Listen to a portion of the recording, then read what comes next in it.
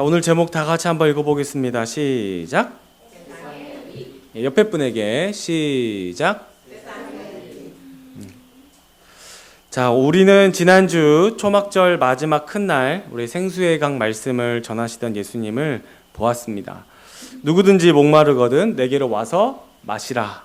나를 믿는 자는 성경의 이름과 같이 그 배에서 생수의 강이 흘러나오리라.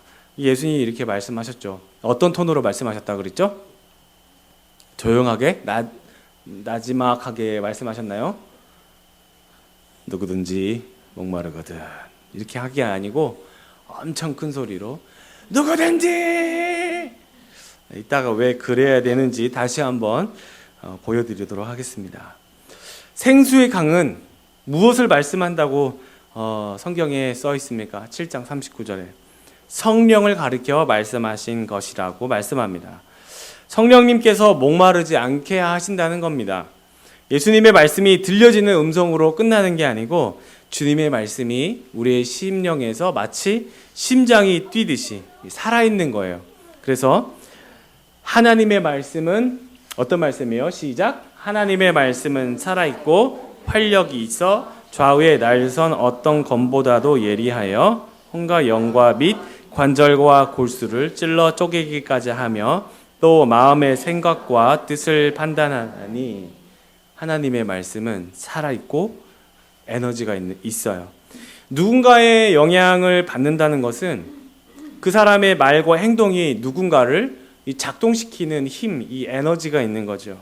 여러분에게 영향을 제일 많이 주는 사람은 누구입니까? 여러분의 말은 힘이 있습니까? 없습니까? 자, 영상을 한번 보도록 하겠습니다. 여기 막 지은 쌀밥이 있습니다. 그리고 각각의 병에 좋은 말과 나쁜 말을 붙이면 실험 준비는 끝입니다. 안녕하세요. 아, 네, 안녕하세요. 네, 부탁드립니다. 이게 뭐예요? 앞으로 한 달 동안 네. 한쪽 병에는 좋은 말씀을 좀 해주시고요. 그리고 한쪽 병에는 듣기 싫은 말씀을 좀 해주세요. 아, 뚜껑을 열고요. 알아들을까요? 고맙습니다. 아, 예쁘다. 냄새 날 것 같아. 짜증나. 미워. 카메라 앞이라 그런지 짜증나도 너무 짜증 안 나게 얘기하시네요. 제대로 한번 짜증나게 할까요? 네, 짜증나. 어우, 짜증나. 아우, 힘들어요. 이런 말 못하는데. 아. 고맙습니다. 짜증나. 감사합니다. 짜증나. 아, 예쁘다. 아유, 짜증나. MBC 아나운서실과 일반 사무실 모두 5곳에 전달했는데요. 4주 후 과연 어떤 변화가 생길지 함께 기다려 볼까요? 4주 후 안녕하세요. 맡긴 물건 찾아왔습니다. 아, 맡기신 물건이요? 이거죠? 그리고 여기요. 두 눈을 믿기 힘들 정도로 차이는 분명했습니다. 고맙습니다는 예쁘잖아요. 하얗고 뽀얀 곰팡이가 많이 생기긴 했는데 하얗고 뽀얀 곰팡이가 있고요. 이거는 좀 짜증나는 곰팡이가 생겼달까? 이 붙은 이름 그대로 따라간 것 같아요. 좋은 말을 들려준 쌀밥에선 구수한 누룩 냄새가 났지만 나쁜 말을 들려준 쌀밥은 썩어버렸습니다. 대체 어떻게 했길래 이런 차이가 난 걸까요? 사랑해 사랑해 너무 예쁘다 고맙습니다 다다다다다 쏘아붙고요. 그리고 나서 가끔 얘 보잖아요. 그럼 많은 얘기도 안 했어요. 너무 미워 짜증나 이렇게 하고 딱 놓거든요. 근데 저도 진짜 신기한 거예요. 차이가 이렇게 확연하게 보이니까. 저 사실 처음 이 실험 의뢰를 받았을 때 반신반의했거든요. 이 말 한마디로 이렇게 차이가 생길까. 근데 눈으로 딱 보니까 저도 사실 좀 안 믿겨지고요. 신기하죠. 귀가 어디 달린 것도 아니고 여기 세반고리관이 들어있는 것도 아닌데 혹시 우리가 모르는 귀가 밥에 있나요? 3, 4일부터 이쪽이 막 변화가 되니까 좋은 말을 해야 되겠다라는 생각? 그다음에 사람들한테도 속상한 일 있거나 이랬을 때도 좋은 말을 많이 해서 이 사람들이 변화됐을 때도 이렇게 변화되지 않을까라는 생각도 해봤어요. 굉장히 좀 놀랐고요. 처음에 주셨을 때는 과연 될까라는 생각을 많이 했었는데요. 이제 이렇게 된 거 보니까 이쁜 말을 좀 많이 써야 되겠다는 생각이 듭니다. 자, 여러분들도 오늘 실험 한번 해보시면 한쪽은 남편 뭐 이런 거 하면 안 되고요. 네. 네. 자, 여러분 말에도 이런 힘이 있는데 하물며 세상을 창조하시고 세상을 만드신 하나님의 말씀이 우리에게 선포되면 얼마나 큰 변화가 있겠습니까? 그렇죠? 우리의 말에도 힘이 있어요. 에너지가 있어요. 여러분, 이 전능하신 하나님의 말씀은 얼마나 큰 힘이 있겠습니까? 천지를 창조하셨다. 그것도 말씀으로 충분히 그럴 수 있습니다. 그분의 말씀은 힘이 있습니다. 정말 살아있고 에너지가 있습니다. 그래서 본래 죄로 죽어 있었던 나를 깨우시고 죄가 무엇인지 말씀으로 알게 하시고, 이게 율법의 역할이죠. 말씀, 죄가 뭔지를 알려주시고, 그러면서 죄에서 건져내시는 힘, 그게 바로 주님의 말씀이에요. 그러니까 하나님의 말씀을 듣잖아요. 그럼 죄가 뭔지를 알아요. 그래서 아파요. 그러면서 하나님께서 동시에 고치십니다. 치유하세요. 그리고 사랑해 사랑해, 아 이뻐 해주십니다. 이 말씀이 곧 예수님이에요. 말씀이 곧 예수님. 어디서 많이 들어본 것 같지 않습니까? 요한복음 1장 1절 시작. 태초에 말씀이 계시니라. 이 말씀이 하나님과 함께 계셨으니 이 말씀은 곧 하나님이시. 이 말씀은, 이 하나님의 말씀은 곧 예수 그리스도시고, 예수의 말씀은 성령을 통해 일하시는 파워예요. 에너지예요. 그분의 말씀은 말로 끝나는 게 아니고, 그냥 음성으로 끝나는 게 아니고, 그분이 여러분의 마음속으로 들어와서 그 말씀이 사랑해 사랑해 역사하는 힘이 있어요. 죄를 깨닫게 하시고 구원하시는 힘이 있는 거예요. 주님의 말씀은 나에게 들어와서 죽어버리는 게 아니고, 이 말씀이 나에게 생수의 강이 되셔서 나의 죄 때문에 볼 수 없었던, 죄로 죄라는 이 어둠으로 덮여 있었던 나에게 그 죄를 가져가시고, 어떻게 죄를 가져가셨어요? 예수님께서 십자가에서 죽으셔서 죄값을 대신 치르셔서 가져가신 거예요. 테이큰 하신 거죠. 그분이 그렇게 가져가셔서 죄로 덮여 있었던 그 어두움이 사라집니다.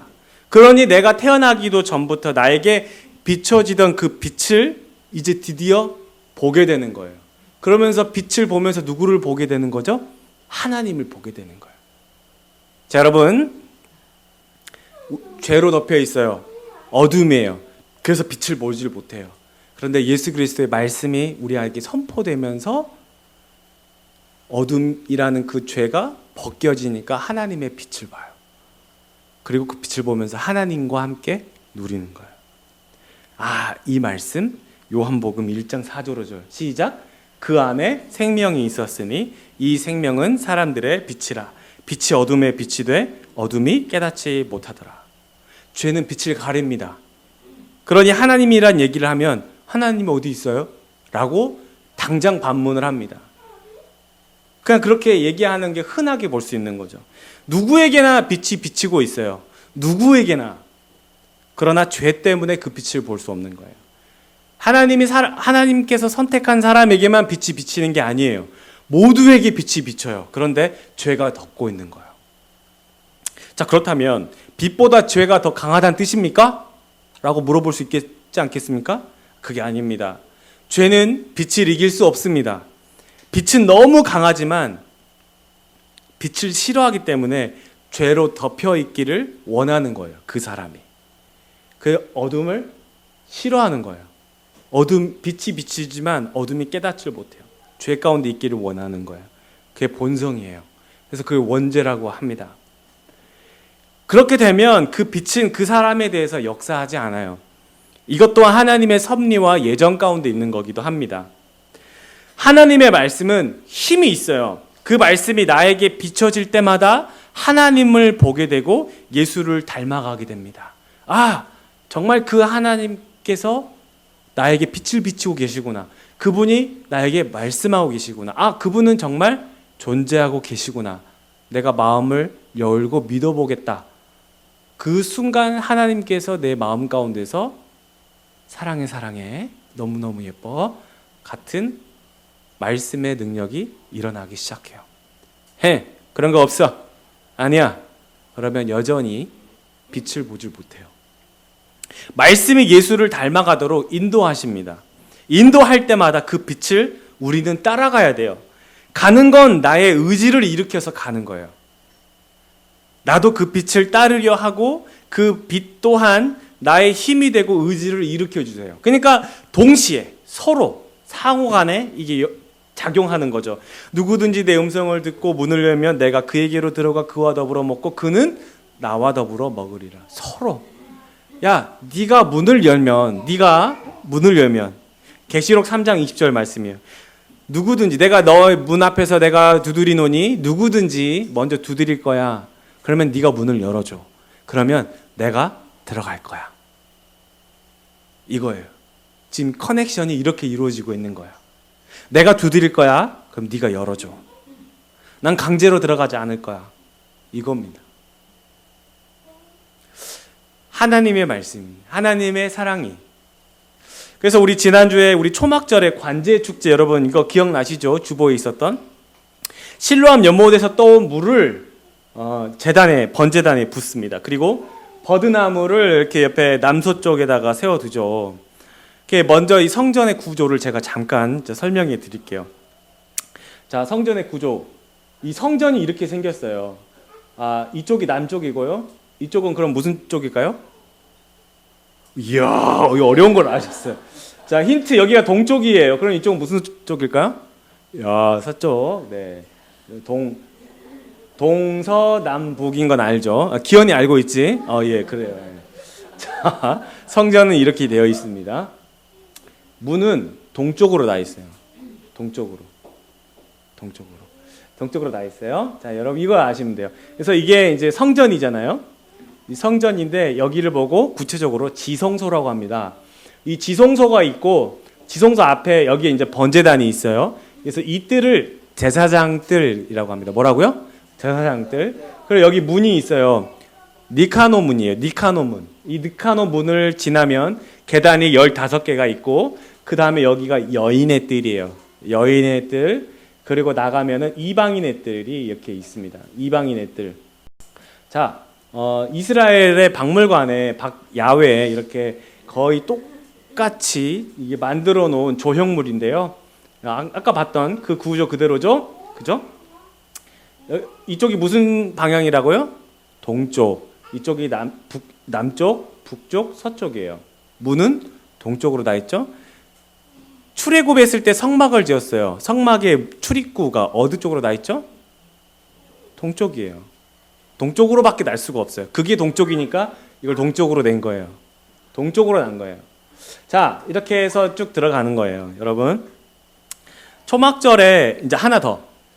초막절, 아까 그 관제 축제 초막절에는 아까 보셨던 이 여인의 뜰 안쪽에는 제사장의 뜰, 니카놈은 여인의 뜰, 제사장의 뜰, 니카놈은 지금 계속 반복합니다. 여인의 뜰에서 이 여인의 뜰에서 이제 관제 축제를 하는 거예요. 근데 여기에 이 여인의 뜰의 내 모퉁이에 이쪽에도 있겠죠. 큰 장대에 등대에다가 장대에다가 등을 5개를 답니다. 그래서 5개 달아가지고 이들이 이 마지막 축제는 큰 날이라 그랬잖아요. 아주 큰 마지막 그 성대한 행사가 있는데 이 밤에 어두우니까 이제 제가 라이트를 켜는 거예요. 이 사람들이 얼마나 많이 모였는지를 제가 한번 여러분 보여드리겠습니다. 유대인들의 가장 경건한 절기 중 하나인 초막절을 맞아 축복을 받으려는 수만 명의 신도가 예루살렘 서쪽 벽 앞을 가득 메우고 있습니다. 히브리어로 코하님으로 불리는 제사장들이 얼굴을 가리고 있는 신도들에게 축복을 기원하고 있는데요. 유대인들은 추수감사절과 유사한 이 초막절에 가을 추수의 풍족함으로 인한 교만함을 없애기 위해 공터에 초막을 짓고 명절을 지낸다고 합니다. 지금 세계는 이었습니다. 명절이라면은 올 수 있는 사람 무조건 다 와야 돼요. 예루살렘에. 성전에서 이렇게 하는.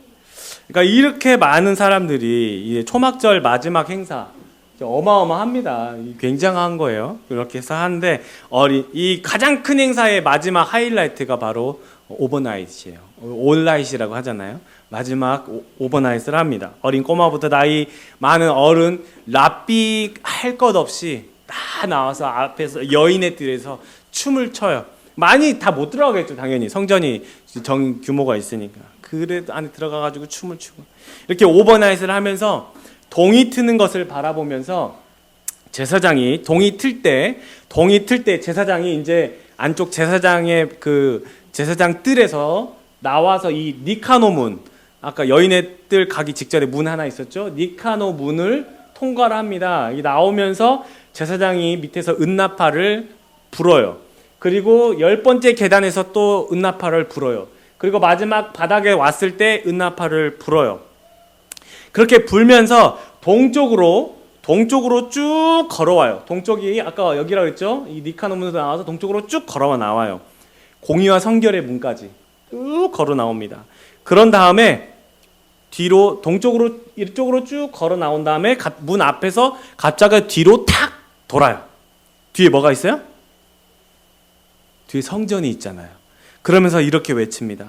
이 성전에 계신 아버지여, 저들은 성소를 등지고 얼굴을 동쪽으로 향합니다.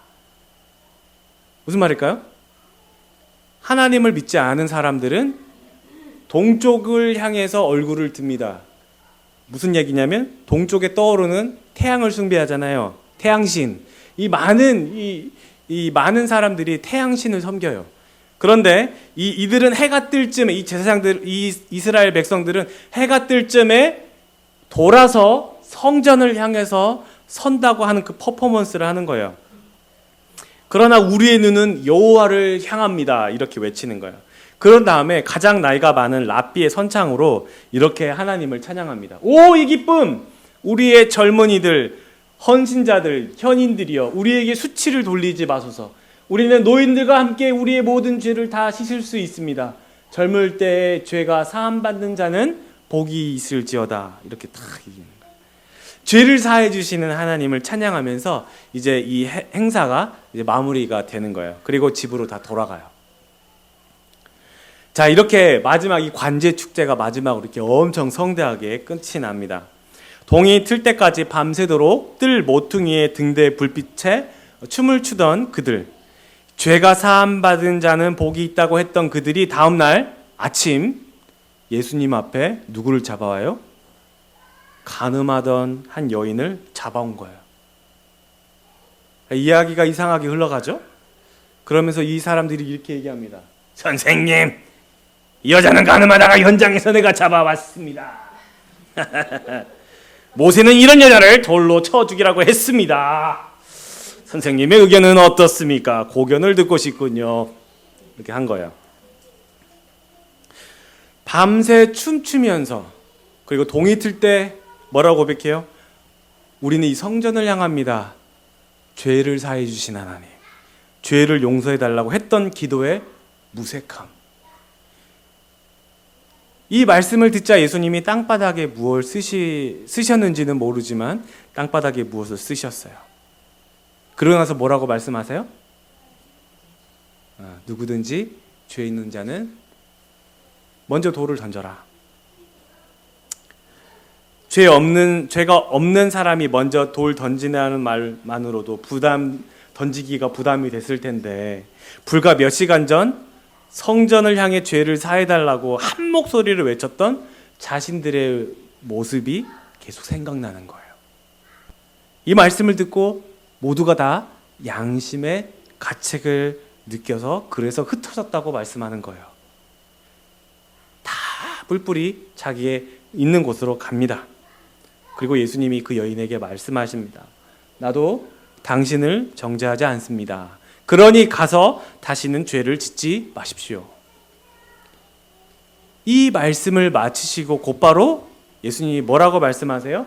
나는 세상의 빛이니 나를 따르는 자는 어둠에 다니지 아니하고 생명의 빛을 얻으리라 말씀합니다. 여러분들은 몇 시간 전 등대 아래 이 여인의 뜰에서 기뻐하며 즐거워하던 축제의 분위기였지 않습니까? 내가 곧 세상의 빛입니다. 내가 그 등대입니다. 나를 따르는 사람은 어둠 속에서 슬퍼하고 울며 지내지 않고 여러분들이 관제의 축제에서 기뻐했던 것처럼 그 등대의 불빛 아래에서 춤추며 기뻐했던 것처럼 나의 불빛 아래에서 여러분들은 기뻐하며 춤출 것입니다.